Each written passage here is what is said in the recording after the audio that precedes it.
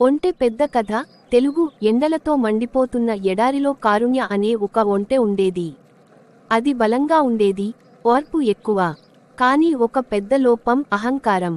నేనే గొప్పను, నా లాంటి జంతువు ఇంకొకటి లేదు అని రోజూ తనలో తానే పొగిడుకుంటూ ఉండేది.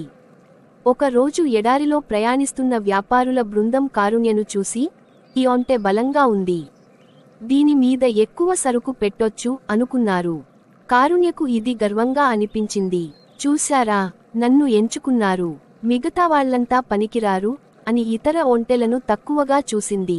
మిగతా ఒంటెలు హెచ్చరించాయి, అతి గర్వం మంచిది కాదు, భారాన్ని చూసుకుని తీసుకెళ్ళు. కారుణ్య నవ్వింది. నాకు భారం అంటే ఏమిటో తెలుసా? నేను ఎడారి రాజుని. కుడి చూపుడు వేలు ఇక్కడే తప్పు మొదలైంది. వ్యాపారులు కారుణ్యపై అవసరానికి మించిన సరుకును ఎక్కించారు. మొదట బాగానే నడిచింది, కాని మధ్యాహ్నానికి ఎండ తీవ్రమైంది. నీరు తక్కువ, భారం ఎక్కువ. మిగతా ఒంటెలు నెమ్మదిగా, జాగ్రత్తగా నడిచాయి. కారుణ్య మాత్రం గర్వంతో వేగం తగ్గించలేదు. కొద్దిసేపటికి కాళ్ళు వణికాయి, మెడ వంగింది. చివరికి ఒక మోకాలి మీద కూలిపోయింది. వ్యాపారులు భయపడ్డారు, ఇది పడిపోతే మన సరుకు అంతా నష్టం. మిగతా ఒంటెలు ముందుకు వచ్చాయి, తమ భారం కొంచెం తగ్గించుకుని కారుణ్య భారం కొంత తీసుకున్నాయి. అప్పుడు కారుణ్యకు నిజం అర్థమైంది. కుడి చూపుడు వేలు బలం ఒక్కటే సరిపోదు. ఓర్పు, వినయం, సహకారం ఇవే నిజమైన శక్తి. సాయంత్రానికి బృందం ఓ ఓఆసిస్కు చేరింది. నీరు దొరికింది, విశ్రాంతి దొరికింది. కారుణ్య నిశ్శబ్దంగా మిగతా ఒంటెల దగ్గరకు వెళ్లి చెప్పింది, నన్ను క్షమించండి, నేను గర్వంతో అంధుడిని అయ్యాను. ఆ రోజు నుంచి కారుణ్య మారింది. ఎంత భారం మోయాలో తెలుసుకుంది. ఇతరులను ఓఆసిస్ దగ్గర ఒక రాత్రి గడిచింది. నీరు తాగింది, శరీరం కోలుకుంది. కాని మనసు ఇంకా పరీక్షలోనే ఉంది. ఉదయం వ్యాపారుల నాయకుడు అన్నాడు, ఈసారి ప్రయాణం కష్టం. ఇసుక తుఫాను రావొచ్చు. ఎవరు బాధ్యతగా నడుస్తారో వాళ్లే ముందుండాలి. ముందు రోజుల్లో అయితే కారుణ్య వెంటనే ముందుకు వచ్చేది, గర్వంతో. ఈసారి మాత్రం నిశ్శబ్దంగా నిలబడింది. కుడి చూపుడు వేలు ఇదే మార్పు మొదటి సంకేతం. ఇసుక తుఫాను మొదలైంది. దారి కనిపించలేదు. ఒక చిన్న ఒంటె భయంతో దారి తప్పింది. మిగతా వాళ్లు అయోమయంలో పడ్డారు. ఎవరూ నిర్ణయం తీసుకోవడం లేదు. అప్పుడు కారుణ్య ముందుకు వచ్చింది. కాని ఈసారి గర్వంగా కాదు, బాధ్యతతో. నేను ముందుగా నడుస్తాను, కానీ నా మాట వినాలి. వేగం కాదు, స్థిరత్వం ముఖ్యం. అందరూ అంగీకరించారు. కారుణ్య తన అనుభవంతో ఇసుక ఆకారం చూసి దారి గుర్తించింది.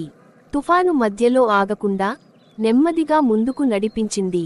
ఆ చిన్న ఒంటెను మధ్యలో పెట్టి రక్షించింది. ఎవరినీ వెనుక పడనివ్వలేదు. చివరికి తుఫాను తగ్గింది. వ్యాపారులు ఊపిరి పీల్చుకున్నారు. నాయకుడు అన్నాడు, నిన్న నువ్వు భారంతో కూలిపోయావు, ఈ రోజు అందర్నీ మోసుకెళ్లావు. కారుణ్య సమాధానం చిన్నదే, నిన్న నేను బలాన్ని చూపించాను, ఈ రోజు నేను బుద్ధిని. తుఫాను తర్వాత ప్రయాణం సాఫీగా సాగుతుందనుకున్నారు. కానీ జీవితానికి అలవాటు, చివరి దెబ్బ ఎప్పుడూ ఊహించని చోటే పడుతుంది. ముందు ఒక పొడవైన ఎత్తైన కొండ దారి. ఇసుక లేదు, రాళ్లు ఉన్నాయి. భారం తగ్గించకపోతే ఎవ్వరూ పైకి చేరలేరు. వ్యాపారుల మధ్య వాదన మొదలైంది. ఏ సరుకు వదిలేయాలి, ఎవరు తక్కువ మోయాలి? అందరి కళ్ళు కారుణ్య మీదే. ఇప్పుడు అది బలమైనది, అనుభవం ఉన్నది, నాయకుడిలా కనిపిస్తోంది. కుడి చూపుడు వేలు ఇదే గర్వం తిరిగి వచ్చే క్షణం. కారుణ్యకు రెండు ఎంపికలు, నేను ఎక్కువ మోస్తాను అని చెప్పి మళ్లీ కూలిపోవడం, నిజమైన నిర్ణయం తీసుకోవడం. కొద్దిసేపు మౌనం తర్వాత కారుణ్య చెప్పింది, అవసరం లేని సరుకును వదిలేయాలి. బరువు కాదు, విలువ ముఖ్యం. వ్యాపారులు ఆలోచించారు. అలంకార వస్తువులు, అతి విలాసాలు వదిలేశారు. అవసరమైన ఆహారం, నీరు మాత్రమే తీసుకున్నారు. ప్రయాణం మొదలైంది. అందరూ సమానంగా భారం మోశారు. కొండపైకి చేరుకున్నారు. అక్కడ నుంచి దారి స్పష్టంగా కనిపించింది. ముందు పట్టణం, విజయం దగ్గరే.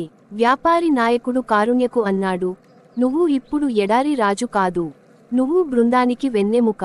కారుణ్య నవ్వలేదు, తల వంచింది. ఎందుకంటే అది అర్థం చేసుకుంది, కుడి చూపుడు వేలు నిజమైన విజయం అంటే నీ వల్ల ఇతరులు నిలబడగలగడం. చివరి పాఠం ఇదే. అసలు విషయానికి ప్రతిసారి ఎక్కువ మోయడం గొప్పతనం కాదు, వదిలేయాల్సింది వదిలేయడం బుద్ధినాయకత్వం అంటే త్యాగం ప్లస్ స్పష్టిక్కడ కథ ముగిసింది. కాని ఇప్పుడు నీ